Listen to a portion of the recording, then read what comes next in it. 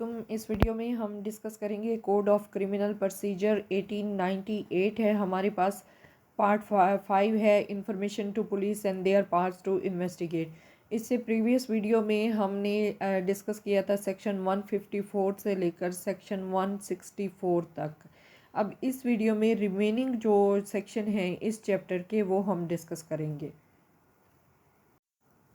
Section 164 A है हमारे पास medical examination of victim of rape. अब इसमें वो कहता है कि जब भी कोई ऑफेंस कमिट होता है रेप का, अननेचुरल और कोई ऑफेंस जो है वो कमिट होता है, ये सेक्सुअल अब्यूज़ का कोई ऑफेंस कमिट होता है या उस ऑफेंस को कमिट करने की कोशिश की जाती है, ठीक है, तो इसमें ऐसे ऑफेंसेस जो कि 376, 377, 377 बी पाकिस्तान पीनल कोड में फॉल करते हैं, ऐसे तमाम ऑफेंसेस की जब भी इन्वेस्टिगेशन हो रही होगी तो यहाँ पे वो कहते हैं जो विक्टिम है ना, इसको एक रजिस्टर्ड मेडिकल प्रैक्टिशनर उसको एग्जामिन करेगा। अब वो कहता है अगर विक्टिम फीमेल है तो फिर फीमेल रजिस्टर्ड मेडिकल प्रैक्टिशनर जो है वो उसको एग्जामिन करेगी कि आया इसकी मेडिकल एग्जामिनेशन के बाद कि आया ऑफेंस कमिट हुआ है नहीं हुआ, कोई अगर रैशेज़ हैं, कोई ब्रूजेज़ हैं, इंजरीज़ हैं, वो सारी लिखी जाएंगी। तो ये सारी चीज़ें क्या है वो कहता है कि उसकी कंप्लीट विक्टिम की मेडिकल एग्जामिनेशन कंडक्ट की जाएगी। आगे वो कहता है कि ऐसे तमाम केसेस वो कहता है जहाँ पे फीमेल जो है विक्टिम हो और उसको हॉस्पिटल ले जाना ज़रूरी हो for the sake of medical examination, तो यहाँ पे वो कहता है कि फ़ीमेल पुलिस ऑफिसर जो है वो उसके साथ होगी, उस विक्टिम के साथ रहेगी, या फिर कोई फैमिली मेम्बर है उस विक्टिम का तो वो उसके साथ रहेगा उस पूरी मेडिकल एग्जामिनेशन के दौरान। अब आगे सब सेक्शन 2 में कहता है कि मेडिकल प्रैक्टिशनर जो रजिस्टर्ड मेडिकल प्रैक्टिशनर होगा, जब भी कोई विक्टिम उसके पास आएगा तो वो बगैर किसी डिले के विक्टिम को एग्ज़ामिन करेगा। उसके अलावा जो एग्ज़ामिनेशन की रिपोर्ट होगी वो तैयार करेगा। अगर कोई सैंपल्स लेने हैं, कोई स्वैब्स लेने, कोई इस तरह की चीज़ें हैं तो वो जो भी मेडिकल स्पेसिमेन चाहिए होते हैं वो उसके प्रिपेयर करेगा। अब यहाँ पे जब भी वो रिपोर्ट तैयार करेगा उस मेडिकल एग्जामिनेशन की, तो वो कहता है कि उसमें क्या कौन कौन से पार्टिकुलर्स मेंशन करना ज़रूरी है। एक name address of the victim ज़रूरी है, उसके अलावा कौन सा पर्सन है जो उस पेशेंट को, उस विक्टिम को हॉस्पिटल में लाया है। अच्छा, उसके बाद देखा जाएगा कि विक्टिम की एज वो देखी जाएगी, वो लिखी जाएगी एज कितनी है। उसके अलावा जितने भी मटेरियल जो है उसकी बॉडी से लिया गया है फॉर द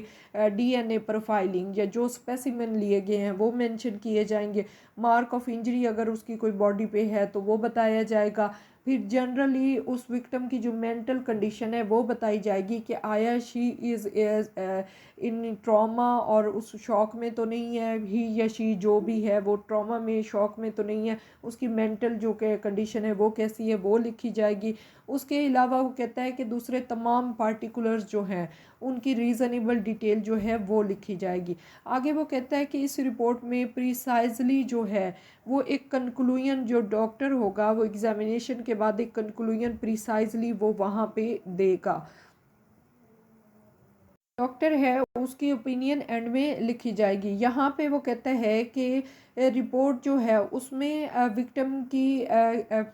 कंसेंट जो है वो मेंशन की जाएगी कि एग्जामिनेशन से पहले विक्टिम की कंसेंट ली गई है नहीं ली गई, और वो उसके बारे में बताया जाएगा कि उसका बिहेवियर कैसा था, वो कोऑपरेटिव था नहीं था, विक्टिम जो है उसने ड्यूरिंग एग्जामिनेशन उसका रवैया कैसा था, तो ये सारी चीज़ें उसमें लिखी जाएंगी। अब आगे वो कहता है कि जब भी कोई मेडिकल एग्जामिनेशन होगी तो उस वक्त टाइम भी लिखा जाएगा कि पेशेंट जो विक्टिम है उसको कब लाया गया, वो टाइम मेंशन किया जाएगा। उसके अलावा कब मेडिकल एग्जामिनेशन जो है वो स्टार्ट हुई और फिर कब उसकी मेडिकल एग्जामिनेशन जो है वो कंप्लीट हुई। फिर आगे वो कहते हैं कि जो भी मेडिकल प्रैक्टिशनर होगा, रजिस्टर्ड मेडिकल प्रैक्टिशनर जो एग्जामिन करेगा वो विदाउट एनी डिले रिपोर्ट तैयार करेगा। जब रिपोर्ट तैयार हो जाएगी तो फिल 4 उस रिपोर्ट को इन्वेस्टिगेशन ऑफिसर के पास भेज दिया जाएगा। इन्वेस्टिगेशन ऑफिसर क्या करेगा कि वो रिपोर्ट मजिस्ट्रेट के पास जाकर सबमिट कराएगा। आगे वो कहता है कि बगैर विक्टिम की रज़ामंदी के या कोई भी पर्सन जो ऑथराइज्ड है, अगर उसका गार्डियन मौजूद है, तो उसकी रज़ामंदी के बगैर किसी भी विक्टिम की कोई भी एग्ज़ामिनेशन नहीं की जा सकती। नेक्स्ट हमारे पास आ जाता है सेक्शन 164 बी है डीएनए टेस्ट। इसमें वो कहता है कि जब भी कोई ऑफेंस कमिट होता है अंडर सेक्शन 376 है, 377, 377 बी के तहत, जिसमें कि रेप या अननेचुरल ऑफेंस या कोई सॉडमी वगैरह कमिट की जाती है, तो यहाँ पे वो कहता है कि उस विक्टिम को जो होगा उसके क्या करेंगे, जब मेडिकल एग्जामिनेशन की जा रही होगी तो उसके साथ क्या है कि डीएनए के सैंपल्स लिए जाएंगे। अच्छा, और विक्टिम के डीएनए सैंपल जब भी लिए जाएंगे तो वो यहाँ पे कहते हैं कि विक्टिम की पहले रजामंदी जो है, कंसेंट, वो ली जाएगी। अगर विक्टिम विलिंग है तो उसकी कंसेंट के साथ उसके सैंपल्स लिए जाएंगे। और अगर उसके साथ कोई गार्डियन आया है, उसका लीगल या नेचुरल गार्डियन, तो उनकी कंसेंट के साथ उसके मेडिकल एग्जामिनेशन की जाएगी और उसके सैंपल लिए जाएंगे। इसी तरह वो कहते हैं कि एक्यूज जो है उसके भी सैंपल्स कलेक्ट किए जाएंगे। अब यहाँ पे वो कहता है कि जब विक्टिम के सैंपल्स लिए जाएंगे और एक्यूज़ के सैंपल लिए जाएंगे, तो फिर उनको फिल फॉर उन सैंपल्स को, जो डीएनए सैंपल्स कलेक्टेड हैं, उनको फोरेंसिक लेबॉरेटरी में भेज दिया जाएगा फॉर इन्वेस्टिगेशन, फॉर कंफर्मेशन कि आया ऑफेंस कमिट हुआ भी है या नहीं। आगे वो कहता है कि कॉन्फिडेंशियलिटी ऑफ सच एग्जामिनेशन जो है वो हर टाइम ऑब्जर्व की जाएगी। नेक्स्ट हमारे पास आ जाता है सेक्शन 165 है सर्च बाय पुलिस ऑफिसर। अब यहाँ पे वो कहता है कि सर्च का हम पहले भी पढ़ चुके हैं, सेम वही प्रोसीजर इसमें अडॉप्ट होगा। वो कहता है कि कोई भी officer in charge of police station है या कोई पुलिस ऑफिसर है जो कि इन्वेस्टिगेशन कंडक्ट कर रहा है और उसके पास रीज़नेबल ग्राउंड्स मौजूद हैं कि कोई भी चीज़ उसकी इन्वेस्टिगेशन के लिए या रिलेटिंग टू कोई ऑफेंस कमिट हुआ है, कोई ऐसी चीज़ मौजूद है जो कि बहुत ज़रूरी है, और यहाँ पे क्या करेगा वो officer in charge of police station जो है वो फिल फोर ही जो भी चीज़ उसे लगता है कि ये ज़रूरी है, ये इस केस से रिलेटेड है, इम्पोर्टेंट एविडेंस है, वो फिल फोर जाके उसकी सर्च जो है वो शुरू कर देगा, जो कि उसकी लोकल लिमिट्स जो पुलिस स्टेशन की है उसमें मौजूद होगी। अब नेक्स्ट वो कहता है कि कोई भी ऐसी चीज़ अगर वो बैंक वगैरह में है, रिलेटिंग टू अकाउंट है, तो वो कहता है वहाँ पे जाके वो उसकी सर्च नहीं करेगा। लेकिन अगर कोई ऐसा ऑफेंस कमिट हुआ है जिनमें मनी से रिलेटेड मैटर है, तो फिर वो कहता है कि with the permission of session जज, वो जाकर या फिर हाई कोर्ट की परमिशन लेकर या with the permission of session जज वो जाकर उस बैंक अकाउंट के बारे में सारी डिटेल्स ले सकता है। उस बैंक से रिलेटेड कोई चीज़ है तो वो निकलवा सकता है, और किसी के अगर फाइनेंशियल अकाउंट से रिलेटेड कोई चीज़ है तो वो सारी डिटेल्स वो निकलवा सकता है, वो डॉक्यूमेंट सर्च आउट कर सकता है। अब यहाँ पे वो कहता है कि अगर कोई पर्सन जो है ऐसे सर्च कंडक्ट नहीं कर सकता, तो फिर यहाँ पे कोई officer in charge of police station है वो खुद जाकर सर्च नहीं कंडक्ट कर सकता, तो फिर वो क्या करेगा कि कोई भी ऑफिसर जो उसके सबऑर्डिनेट है उसको ऑर्डर करेगा इन रिटन फॉर्म कि जाके ये प्लेस जो भी है स्पेसिफिक प्लेस उसको सर्च आउट करे और उसमें जो भी चीज़ रिक्वायर्ड है for the sake of investigation for collecting evidence, तो उसको जाकर वहाँ से कलेक्ट करे। नेक्स्ट वो कहता है किसी जगह को सर्च किया जाएगा, कोई भी चीज़ वहाँ से बरामद की जाएगी, तो वो कहता है कि इसकी जो प्रोविजंस हैं सेक्शन 102 की और 103 की वो एज इट इज़ इस पे एप्लीकेबल होगी, जो हम पहले पढ़ चुके हैं कि जो सर्च कंडक्ट की जाएगी in the presence of witnesses की जाएगी, लोकेलिटी के जो बंदे हैं उनकी प्रेजेंस पे की जाएगी। उसके अलावा जो चीज़ें सर्च आउट की जाएंगी उसकी एक लिस्ट तैयार की जाएगी, और वो लिस्ट जो है वहाँ पे उसके सिग्नेचर लिए जाएंगे गवाहों से, और उसके बाद वो कहते हैं उसकी कॉपी जो है वो एक्यूज पर्सन को फराहम की जाएगी, या जो भी पर्सन वहाँ पे मौजूद है उनको फराहम की जाएगी, और उसके अलावा वो कॉपी जो है वो रिकॉर्ड का हिस्सा बनाई जाएगी। आगे वो कहता है जो भी कॉपीज़ तैयार की गई हैं, जो सर्च मेड आउट हुई है, जो भी लिस्ट तैयार की गई है, वो कहता है वो एज़ सून एज़ पॉसिबल उसकी कॉपी जो है वो मजिस्ट्रेट जिसके पास उस ऑफेंस की कॉग्निजेंस है उस मजिस्ट्रेट को फॉरवर्ड की जाएगी। उसके अलावा कोई ऑनर है, ऑक्यूपायर है प्लेस का जिस जगह पे पे सर्च कंडक्ट की गई तो उसको भी वो कॉपी दे दी जाएगी। नेक्स्ट हमारे पास आ गया सेक्शन 166 है। इसमें वो कहता है कि when officer in charge of police station में require another to issue search warrant. अब यहाँ पे वो कहता है कि officer in charge of police station है या कोई भी पुलिस ऑफिसर है not below the rank of sub inspector, जब भी कोई इन्वेस्टिगेशन कंडक्ट कर रहा होता है तो अब अगर वो ये चाहता है कि कोई और ऑफिसर इंचार्ज ऑफ किसी और पुलिस स्टेशन का ऑफिसर इंचार्ज है तो उसकी टेरिटरी से बाहर अगर कोई चीज़ ऐसी मौजूद है जिसकी सर्च की जानी ज़रूरी है या वो चीज़ चाहिए सब एज ए एविडेंस उसका मौजूद होना बहुत ज़रूरी है केस की इन्वेस्टिगेशन के लिए, तो यहाँ पे फिर वो क्या करेगा कि जो ऑफिसर इंचार्ज होगा उस स्पेसिफिक टेरिटरी का पुलिस स्टेशन का तो उसको इन रिटन फॉर्म एक सर्च वारंट जो है वो इशू कर देगा। अब वो ऑफिसर इंचार्ज क्या करेगा कि उस प्लेस पे जाके एज इट इज़ उसकी सर्च कंडक्ट करेगा, जैसे कि सेक्शन 165 में बताई गई है कि वहाँ पे जाएगा उसकी सर्च कंडक्ट करेगा। अच्छा, उसके बाद वो कहता है कि कोई भी प्राइवेट गवाहों की मौजूदगी में सर्च होगी, उसके अलावा वो कहता है कि उसकी लिस्ट बनाई जाएगी, गवाहों के सिग्नेचर लिए जाएंगे, तो ये सारा एज इट इज़ वो प्रोसीजर फॉलो करेगा। अच्छा, उसके बाद जब उसे वो चीज़ें मिल जाएंगी स्पेसिफिक जिन चीज़ों के लिए सर्च की गई है तो फिर वो क्या करेगा कि उसको फिल फॉर ही जो ऑफिसर जिसने वो सर्च वारंट इशू किया था या जो इन्वेस्टिगेटिंग ऑफिसर था उस स्पेसिफिक केस में तो उसको वो चीज़ें फ़ौरन ही वापस उसकी तरफ भेज दी जाएंगी। आगे वो कहता है कि अब अगर कोई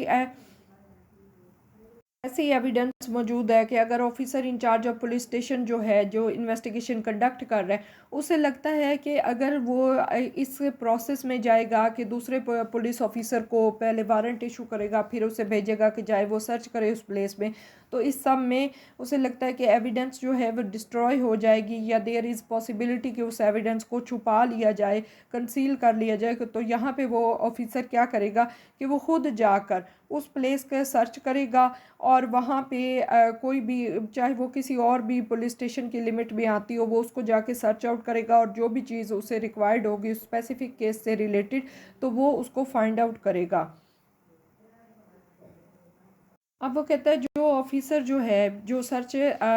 करेगा तो ये मैं पहले भी बता चुकी हूँ सबसेक्शन 4 में वो वही बातें कर रहा है कि वो उसका नोटिस सेंड करेगा और उसके अलावा वो जब भी कोई सर्च कंडक्ट कर लेगा तो उसका नोटिस जो भी पुलिस ऑफिसर है उस एरिया का तो उसको वो नोटिस भेजेगा। ठीक है, उसके बाद वो क्या करेगा कि जो उसने लिस्ट प्रिपेयर की है अंडर सेक्शन 103 तो उस लिस्ट की कॉपी जो है वो भी उस पुलिस ऑफिसर को जिसकी टेरिटरी में जाके उसने सर्च कंडक्ट किया उसको भेजेगा। उसके अलावा वो कहता है उसकी कॉपी तैयार करके मजिस्ट्रेट जो है उसको भी वो भेजेगा जो भी उसने लिस्ट तैयार की है जो चीज़ें उसने बरामद की हैं रिकवरी की है तो वो सारी चीज़ें वो मजिस्ट्रेट को भी उसकी एक कॉपी। किसी भी प्लेस का जो ऑनर है वो अगर चाहता है ऑक्युपायर जो है किसी भी लैंड का कि उस सर्च की कॉपी उसे भी फ्राहम की जाए तो वो उसके लिए एप्लीकेशन लिख के दे सकता है और उसे भी वो कॉपी फ्राहम कर दी जाएगी।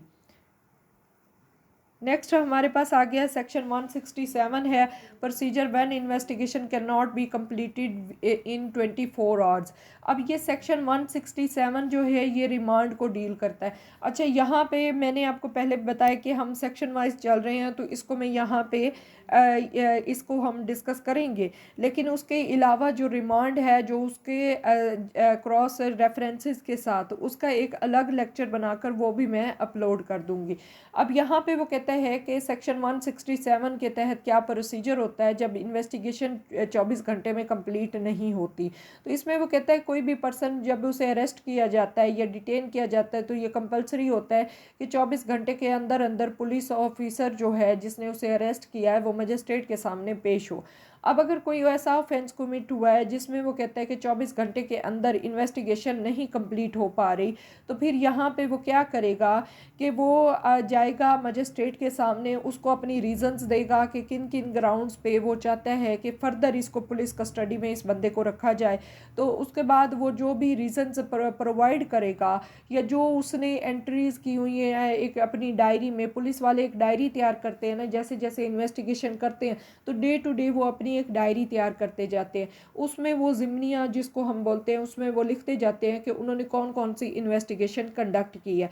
अब यहाँ पे वो कहता है कि जो 24 घंटे में उसने इन्वेस्टिगेशन की होगी, उसकी जो डायरी होगी, वो जाके मजिस्ट्रेट को दिखाएगा। ठीक है, उसके बाद क्या है कि मजिस्ट्रेट अगर देखेगा, उसे रीज़नेबल लगता है कि एक्यूज पर्सन जो है इसको फर्दर कस्टडी में देना चाहिए, ठीक है, इन्वेस्टिगेशन के लिए ज़रूरी है, तो फिर मजिस्ट्रेट क्या करेगा कि उसको फर्दर पुलिस कस्टडी में दे देगा for the purpose of investigation. तो हम कहेंगे कि मजिस्ट्रेट ने उसे रिमांड पे भेज दिया पुलिस के पास। अच्छा, यहाँ पे वो कहता है कि जब भी कोई पर्सन पुलिस कस्टडी में दिया जाएगा, तो यहाँ पे मजिस्ट्रेट ये ख्याल रखेगा कि 15 दिन से ज़्यादा का रिमांड किसी सूरत भी नहीं होगा। अब जब भी कोई रिमांड पुलिस को दिया जाता है तो उसमें ये देखा जाता है कि यूजुअली हम प्रैक्टिस देख रहे होते हैं कि 2 दिन का 3 दिन का रिमांड मैक्सिमम दिया जाता है एक टाइम में। उसके बाद वो फिर देखा जाता है कि उसने क्या क्या इन्वेस्टिगेशन की है और आया फ्रूटफुल इन्वेस्टिगेशन की है या बिला वजह ही उस पर्सन की रिमांड ले रहा है। तो यहाँ पे अगर उसको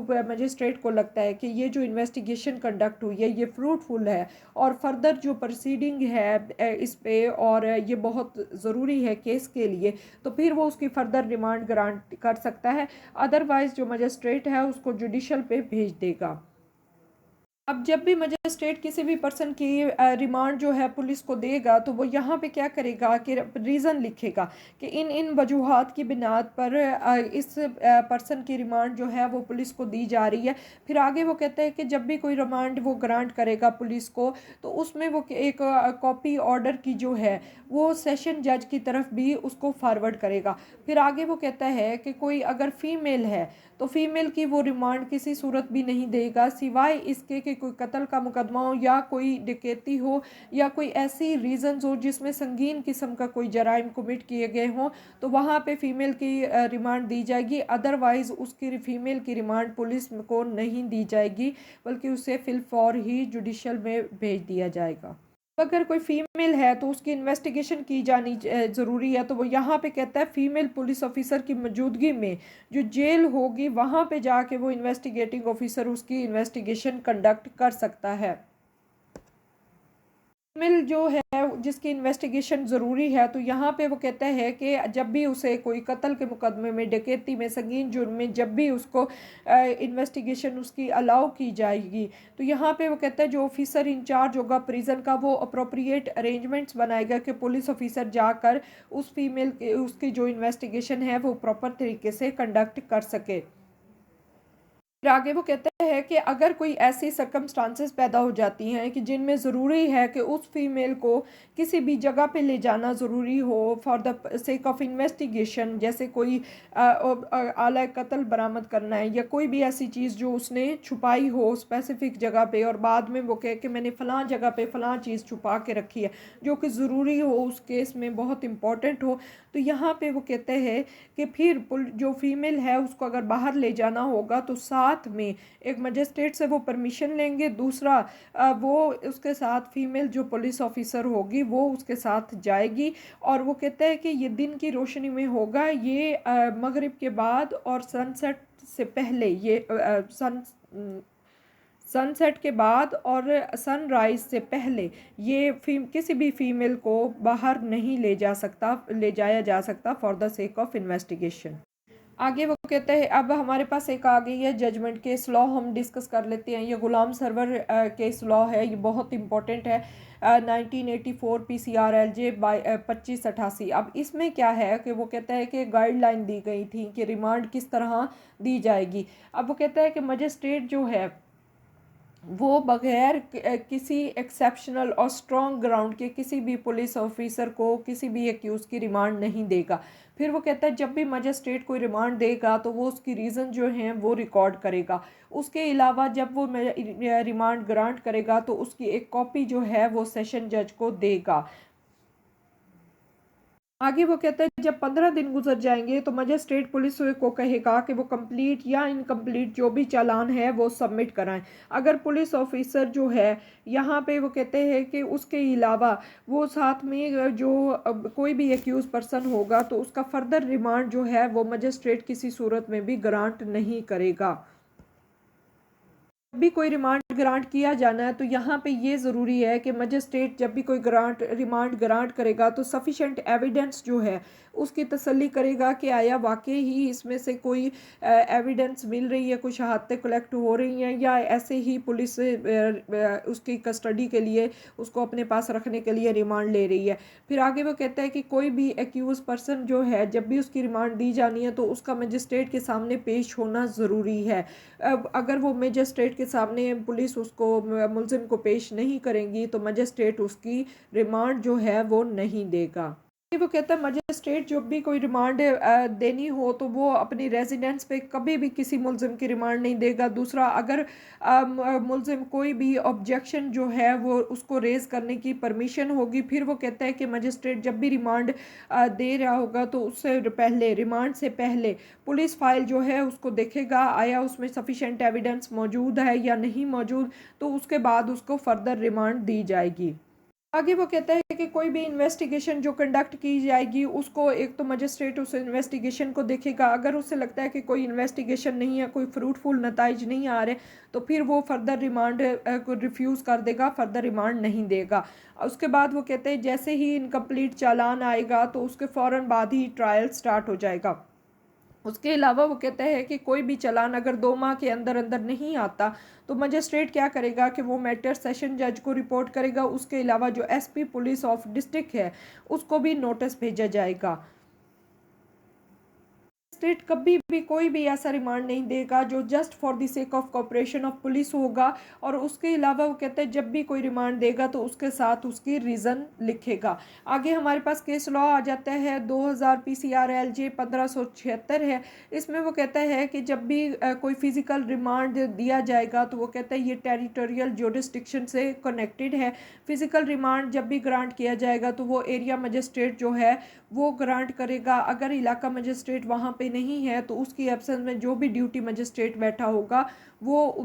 उसको रिमांड ग्रांट करेगा। अब वो कहते हैं जब भी कोई रिमांड का ऑर्डर पास किया जाएगा तो उसमें ये सब सारी चीज़ें देखी जाएंगी, रेलेवेंट जो लॉ की परमिशन है वो देखी जाएगी, सीरियसनेस ऑफ ऑफेंस देखी जाएगी, उसके बाद इन्वेस्टिगेशन कंडक्ट हुई है नहीं वो देखी जाएगी। उसके बाद वो कहता है जो इंस्ट्रक्शंस चैप्टर 25 पुलिस रूल 1934 में दी गई हैं वो सारी इंस्ट्रक्शंस भी फॉलो की जाएंगी। नेक्स्ट हमारे पास आ गया सेक्शन 168 है, report of investigation by subordinate police officer. अब इसमें वो कहता है कि जब भी कोई भी सबऑर्डिनेट पुलिस ऑफिसर कोई इन्वेस्टिगेशन करेगा तो वो उस इन्वेस्टिगेशन की जो रिपोर्ट है वो officer in charge of police station को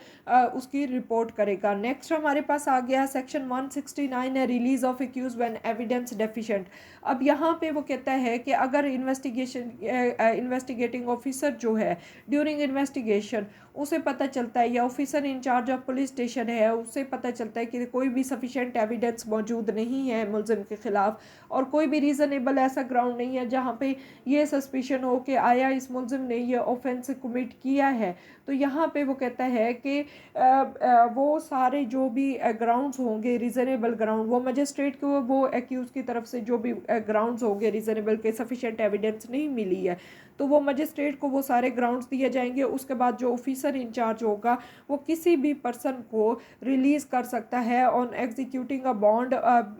विद और विदाउट श्योरिटीज़ के वो जामिन जमा कराए, जामिन कोई दे या ना दे, उसके बगैर वो इसकी पुलिस ऑफिसर की डिस्क्रिशन है कि किसी भी पर्सन को वो रिलीज़ कर सकता है ज़मानत पे।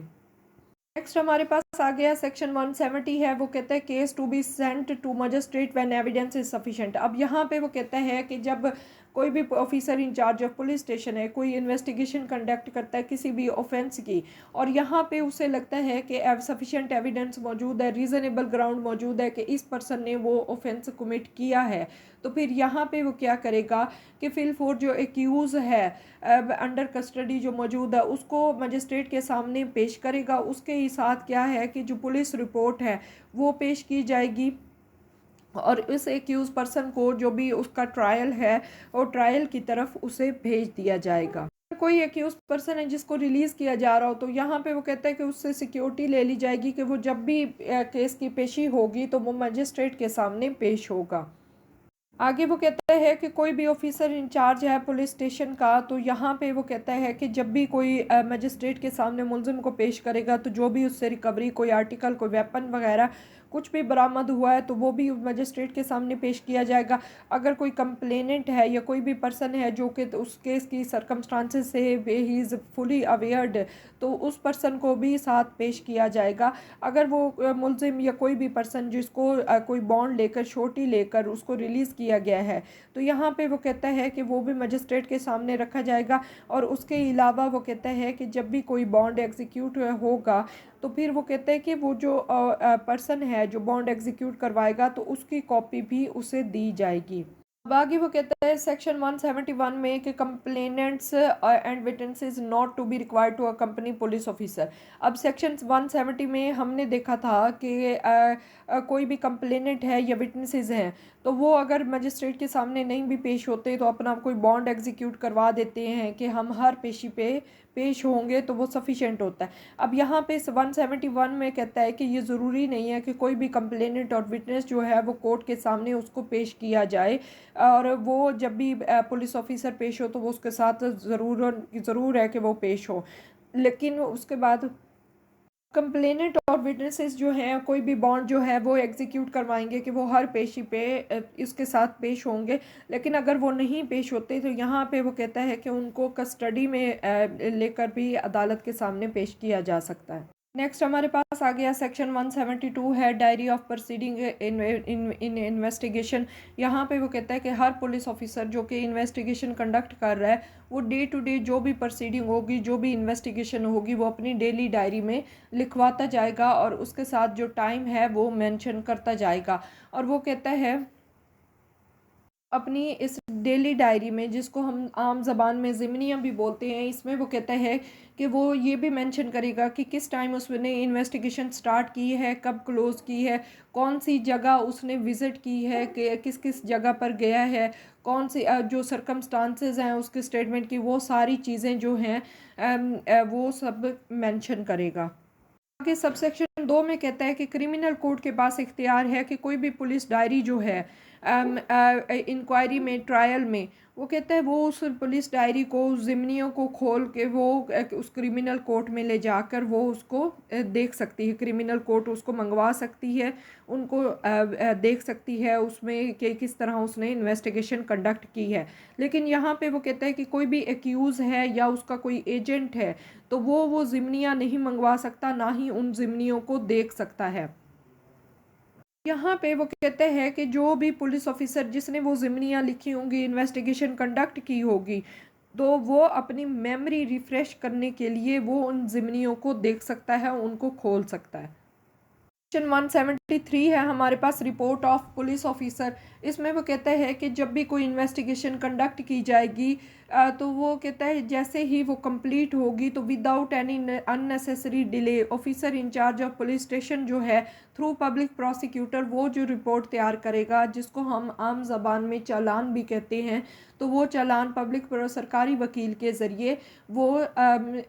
मजिस्ट्रेट के सामने पेश करेगा। अब यहाँ पे वो कहते हैं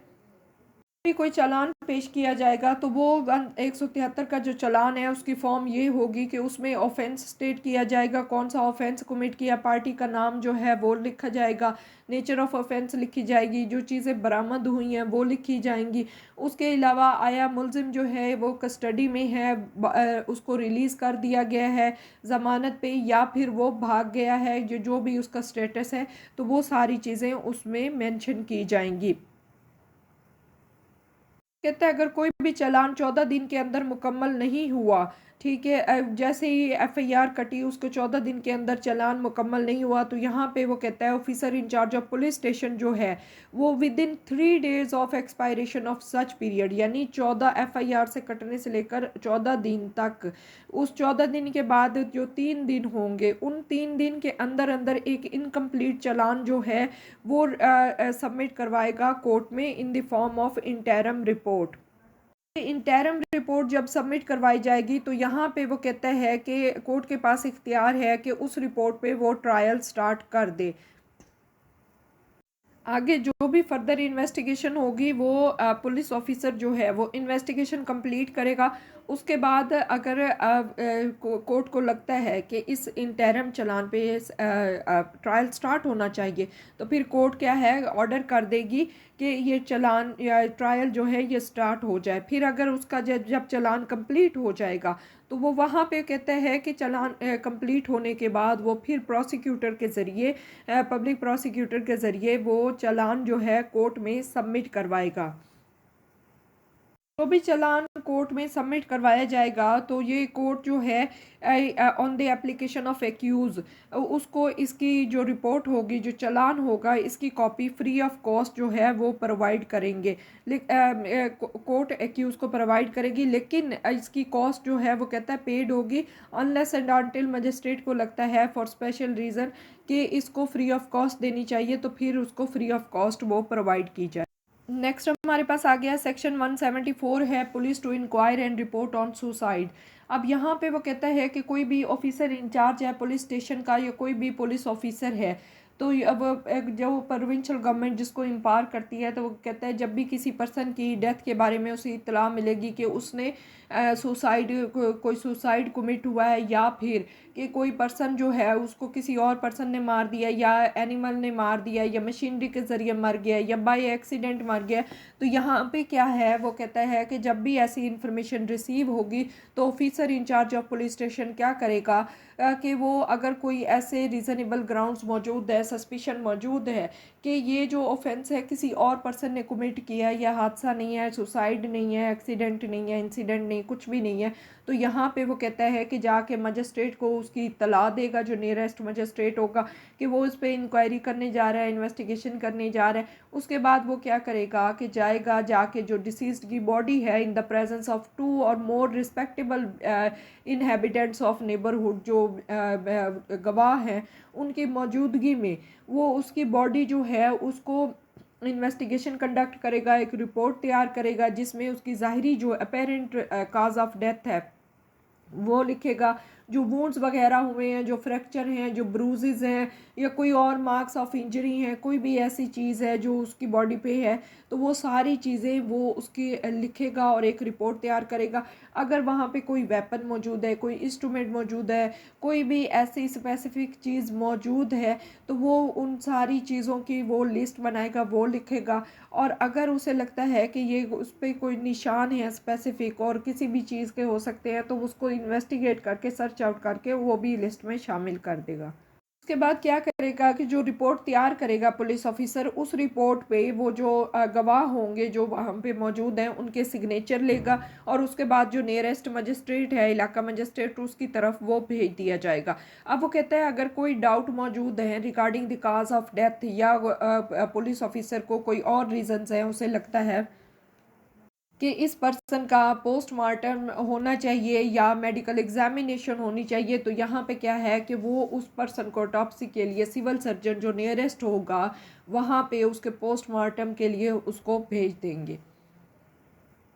सेक्शन 5 में वो कहते हैं मजिस्ट्रेट ऑफ फर्स्ट क्लास के पास पावर है कि कोई भी इंक्वेस्ट जो है वो होल्ड करे और जो रिपोर्ट है जो प्रिपेयर होगी उसको देखिए। आगे हमारे पास आ गया section 174A grievous injury bye burn. कोई भी पर्सन जो है अगर वो ग्रीवियसली इंजर्ड है किसी भी बर्न से, किसी भी फायर के ज़रिए या फिर केरोसिन ऑयल के ज़रिए या एसिड के बर्न है या कोई केमिकल के ज़रिए अगर वो बर्न हुआ है या किसी भी और वजह से, तो मेडिकल ऑफिसर जो ड्यूटी पे मौजूद होगा वो जब भी कोई ऐसा पर्सन उसके पास आता है तो वो फ़ौरन उस इंसिडेंट की इतला जो ऑफिसर इंचार्ज है पुलिस स्टेशन का उसको देगा। उसके बाद वो मेडिकल ऑफिसर क्या करेगा कि इमीडिएटली जो ऑफिसर इंचार्ज है वो इमीडिएटली जो नियरेस्ट मजिस्ट्रेट है उसको वो उसकी इतला देगा। उसके अलावा जो मेडिकल ऑफिसर वहाँ पे मौजूद होगा वो जो इंजर्ड पर्सन है उसकी स्टेटमेंट रिकॉर्ड करेगा अगर वो इस हालत में है कि अपनी स्टेटमेंट रिकॉर्ड करवा सके। उसके बाद वो कहते हैं कि मेडिकल ऑफिसर जो ड्यूटी पे होगा वो क्या करेगा कि वो सारी स्टेटमेंट रिकॉर्ड करने के बाद अगर वो सेटिस्फाई हो जाता है तो जो इंजर्ड पर्सन है उसको लगता है कि ये अंडर थ्रेट नहीं है, ड्यूरेस नहीं है और ये एक स्टेटमेंट दे सकता है, तो फिर उसकी वो स्टेटमेंट रिकॉर्ड करेगा, और जो भी स्टेटमेंट रिकॉर्ड होगी वो as soon as possible session जज के पास और डिस्ट्रिक्ट सुप्रिटेंडेंट ऑफ पुलिस और officer in charge of police station जो है उसको फॉरवर्ड कर दी जाएगी। कि किसी भी वजह से अगर जो इंजर्ड पर्सन है वो खुद मजिस्ट्रेट के सामने जाकर बयान रिकॉर्ड नहीं करवा सकता, तो जो मेडिकल ऑफिसर ने उसकी स्टेटमेंट रिकॉर्ड की होगी वो असील कवर में मजिस्ट्रेट के सामने और ट्रायल कोर्ट के सामने वो भेज दी जाएगी। स्टेटमेंट जाएगी जो मेडिकल ऑफिसर ने रिकॉर्ड की होगी वो सील्ड ऑफिसर में भेज रहे हैं मजिस्ट्रेट के सामने या ट्रायल कोर्ट के सामने। तो अगर किसी भी सूरत में उस इंजर्ड पर्सन की डेथ काज हो जाती है तो यहाँ पे वो कहता है कि उस स्टेटमेंट को एज ए डाइंग डेक्लेरेशन लिया जाएगा, उसको कंसीडर किया जाएगा। आगे हमारे पास आ गया है section 175 part to someone person. अब वो कहता है कि ऑफिसर इंचार्ज जो है जो कि इन्वेस्टिगेशन कंडक्ट कर रहा है किसी भी सुसाइड के बारे में या कोई किसी पर्सन की डेथ काज हुई है या कोई भी इंसिडेंट हुआ है, कोई एक्सीडेंट हुआ है, तो उसकी जब इन्वेस्टिगेशन कंडक्ट की जा रही है तो यहाँ पे वो कहता है कि वो जो पर्सन वहाँ पे मौजूद होंगे जिनकी मौजूदगी में वो इन्वेस्टिगेशन कंडक्ट करेगा तो वो उनको इन रिटर्न 2 या 2 से ज़्यादा पर्सनस को फॉर द पर्पस ऑफ जो कि उस केस के फैक्ट से फुली एक्वेंटेड हो गए for the purpose of investigation उनको समन कर सकता है, बुला सकता है। जिस भी पर्सन को पुलिस ऑफिसर समन करेगा वो ड्यूटी बाउंड होगा कि जो भी उससे सवालात किया जाए वो उनका आंसर दे, सिवाय उन जवाबों के कि जो उसे किसी क्रिमिनल चार्ज में या किसी पेनल्टी या फॉरफीचर में एक्सपोज करें। उनके अलावा जो भी सवाल होंगे he is duty bound to answer those questions. अब वो वहाँ पे कहता है कि अगर कोई ऐसा केस है, कोई ऐसे फैक्ट सामने आए हैं जिनमें कोई कॉग्निजेबल ऑफेंस नहीं बनता और सेक्शन 170 नहीं बनता, जिसमें हम कहते हैं कि सफिशेंट, जो हमने अभी पढ़ा है कि सफिशेंट एविडेंस हो तो मजिस्ट्रेट के सामने केस भेज दिया जाता है फॉर ट्रायल। तो फिर वो यहाँ पे कहता है कि पर्सन जो है वो फर्दर मजिस्ट्रेट की कोर्ट अटेंड नहीं करेगा, उसके लिए रिक्वायर्ड नहीं होगा। आगे वो सेक्शन 176 हमारे पास आ जाता है, inquiry by magistrate into cause of death. अब यहाँ पे वो कहते हैं कि कोई भी मजिस्ट्रेट जो है अगर किसी पर्सन की कोई डेथ काज हो जाती है पुलिस कस्टडी में, या फिर कोई ऐसा पर्सन है जो कि हमने सेक्शन 174 में पढ़ा है कि उसकी डेथ काज हो जाती है या सुसाइड होती है या एक्सीडेंट इंसिडेंट, कोई भी ऐसी रीज़न की वजह से किसी भी पर्सन की डेथ काज हो जाती है, तो यहाँ पे वो कहते हैं कि मजिस्ट्रेट जो है उसके पास इख्तियार है कि वो उस पर्सन की काज ऑफ डेथ की इंक्वायरी जो है वो होल्ड करवा सकता है। उसके अलावा वो इन्वेस्टिगेशन जो पुलिस ऑफिसर कर रहे हैं उसके अलावा मजिस्ट्रेट खुद भी उसकी इंक्वायरी करवा सकता है। उसके अलावा वो कहता है कि मजिस्ट्रेट जो खुद इंक्वायरी करेगा और जो एविडेंस रिकॉर्ड करेगा रिगार्डिंग द कोई ऑफेंस कमिट हुआ है उसमें जिसमें किसी पर्सन की डेथ काज हुई है, तो इसमें वो कहता है कि जितनी भी एविडेंस होगी उसको ऑन रिकॉर्ड किया जाएगा। केस की सरकमस्टांसेस होंगी वो भी रिकॉर्ड पे लाई जाएंगी। फिर आगे वो कहता है मजिस्ट्रेट के पास इख्तियार है कि अगर कोई भी पर्सन है, कोई भी डेड बॉडी है किसी भी पर्सन की और वो उसको दफना दिया गया है लेकिन काज ऑफ डेथ नहीं पता चल रही और रियल काज ऑफ डेथ नहीं पता चल रही, तो यहाँ पे क्या है कि मजिस्ट्रेट ऑर्डर कर सकता है कि उस बॉडी को निकाला जाए और उसकी कॉज ऑफ डेथ जो है वो फाइंड आउट की जाए। So this is end of my video. Please subscribe my channel. Thank you so much. Allah Hafiz.